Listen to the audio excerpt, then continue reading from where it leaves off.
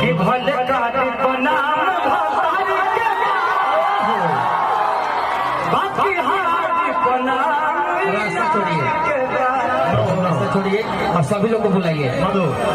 बुलाइए। आओ आओ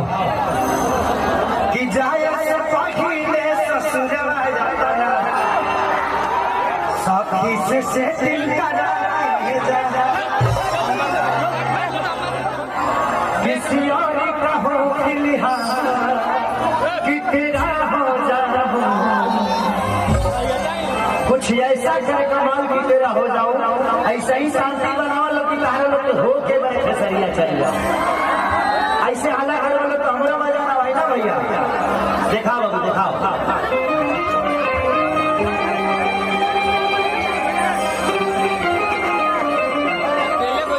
थोड़ा वैल्यू को बढ़ा देगा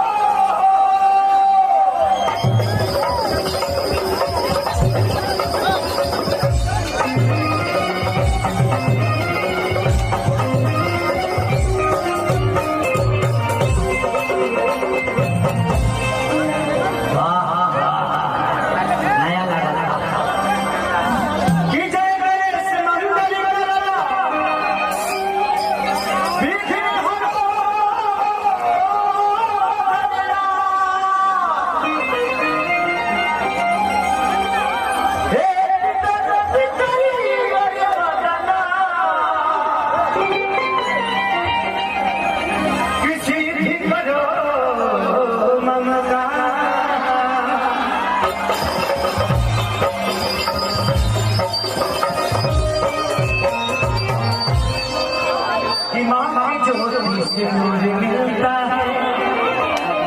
सभी के दिलों को सजूर मिलता है कि माँ के दरबार में जो जाए खाली है उसे कुछ न कुछ जरूर मिलता है।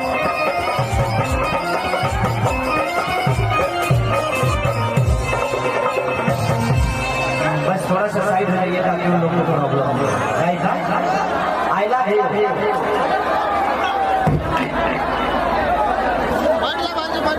कि पन्नवा से पातरी फूलवा सदा अरे हई बोलवाई महारानिया रे ओकरा पहले गौर भजन जौन के हर स्टेज पर हम गाइले बड़ा फरमाइश भी ओकरे होला कि माटी के